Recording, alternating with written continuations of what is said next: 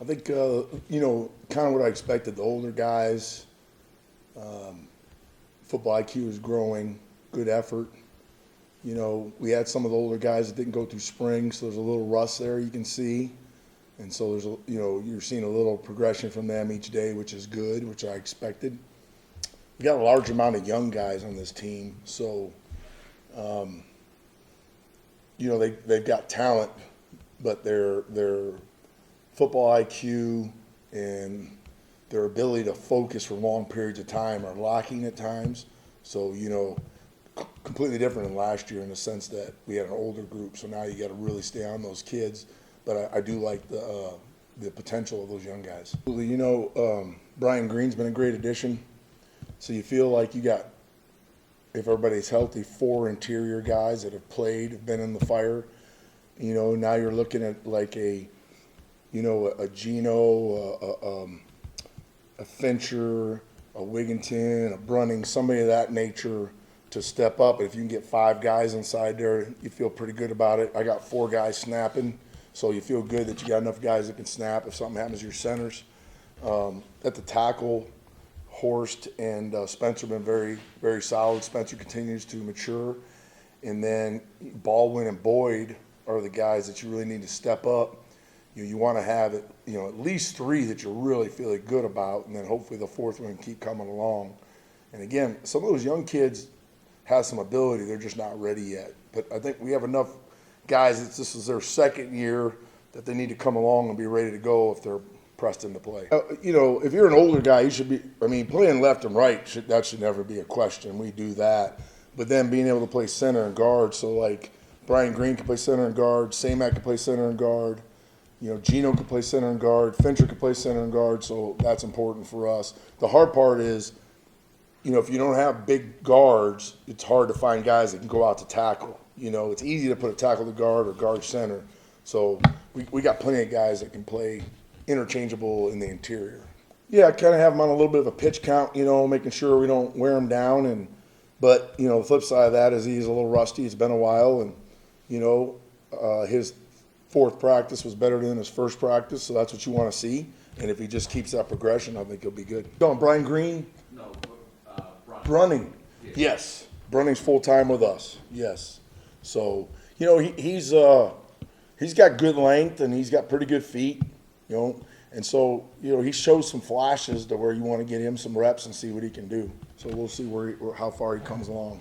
Ashton Lepo, if you look at pictures of him from now just even to January, when he was, right after signing day, he looks like 2 different people.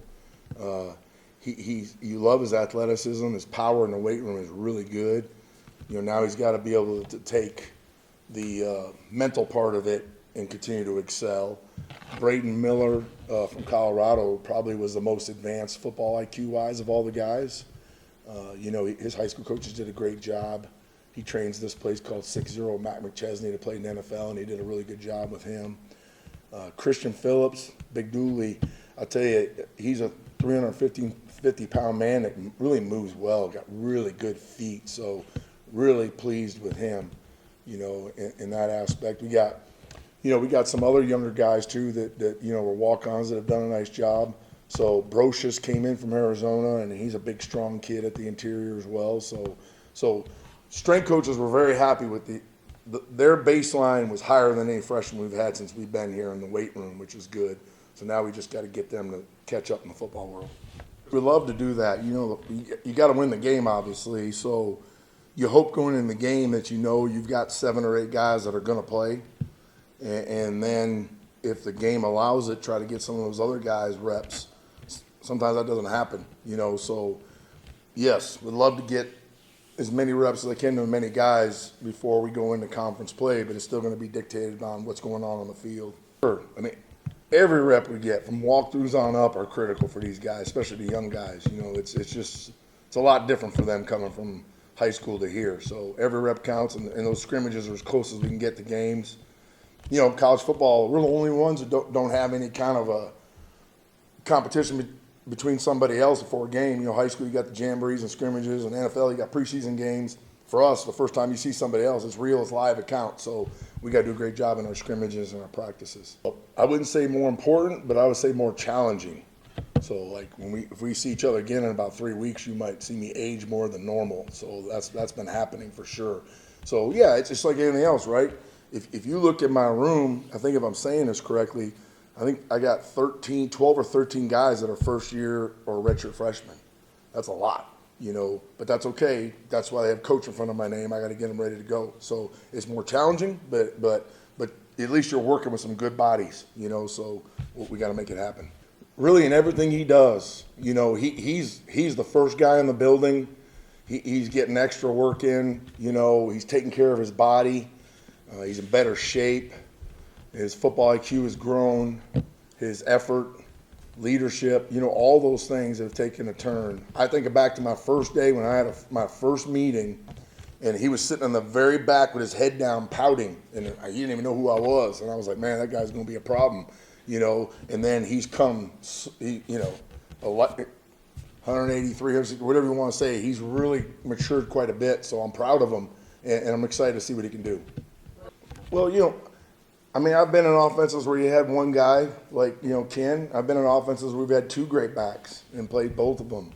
At the end of the day, you have to find schematically, rotationally, what's best with the people you have, So if we got a back that's got the hot hand and he's rolling, you're going to ride him more.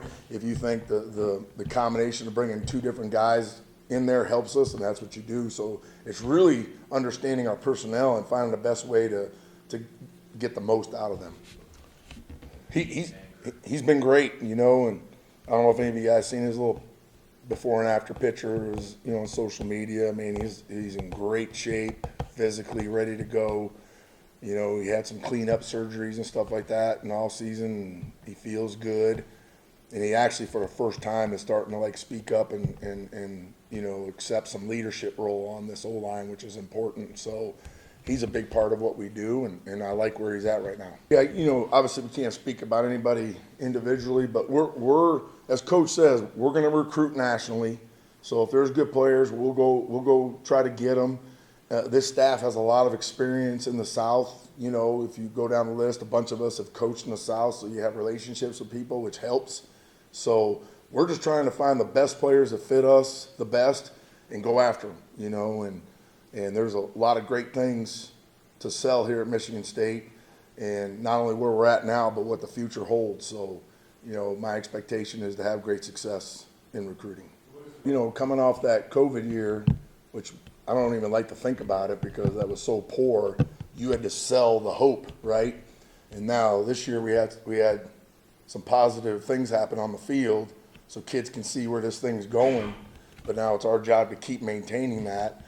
And you got new construction going on with new facilities, so they're seeing that there's a football culture that's growing, and they see there's a commitment from your department and your school to grow. So all those are positives for these kids and their families. Yeah, it's we've had 2 days of pads, so you're still figuring it out. But I know Ted feels really good about the group, and we feel better about the group, about being able. We got guys that can do everything, in there now, and it's not just one guy. So we feel pretty good about where that group can take us. We are, Baldwin's probably a little bit ahead of Boyd, but he should be. He spent some time in the junior college getting those extra reps and stuff like that. So, the word consistency comes out of my mouth quite a bit, and that's the whole thing, right? And so far, Baldwin's been holding up pretty well. Boyd's showing flashes, so we got to continue to get Boyd to be consistent, and hopefully we can maintain that and grow with Baldwin. Yeah, we've got a great staff, and the more you're together, obviously, the smoother everything is. We all understand our roles, our responsibilities, what we need to do, so things move pretty well in that way. And a bunch of us had worked together, in prior stops before we even got here, so that helped as well. Coach Tucker, has a great culture in our building, so it really helps. Everybody's going in the same direction, so that's been really good for us. We've had conversations about it before we started. That week before, I let them get whatever they had to get out of their systems, because I told them once we reported, I didn't want to hear anything about anything but what we're going to do and control the controllables. And so we've been good. There hasn't been any issues. I'm trying to get Ben to see if we can slip a couple extra, maybe porta potty johns or something somewhere outside the building there on the side so we can go. But other than that, everything's been good. Me? Yeah. No. I've been walking from practice because Lord knows I need all the steps I can get right now. I didn't do very well with myself this summer, so I'm not going to be on the bike. I don't want to be the first coach in the country that goes down on a bike accident. We don't need that in the press, so I'm going to stay on my feet and see what happens. Do they like the bikes? Do you think they like the bikes? Some of them haven't even had them yet. So I think when we brought it up, you saw they're kind of looking, so we'll see. We'll see how that goes. I think some of them will. So no cart rides, no more cart rides, riding bikes? Here's I walk from practice, but I will take the golf cart back to the facility because I don't want to be sweating when I go back to the facility. And how about the players? I mean, no cart rides over here for The players got the bikes and there's the shuttles, but if a golf cart happens to be driving by them, they can jump on. 50-50 is fair. Mm-hmm. I mean, it's good. He's the same. He's not a kid anymore, right? Because he's a graduate, but he's his demeanor is very good. He picks up things really well. You see some flashes of some of the things he can do. He can find a hole.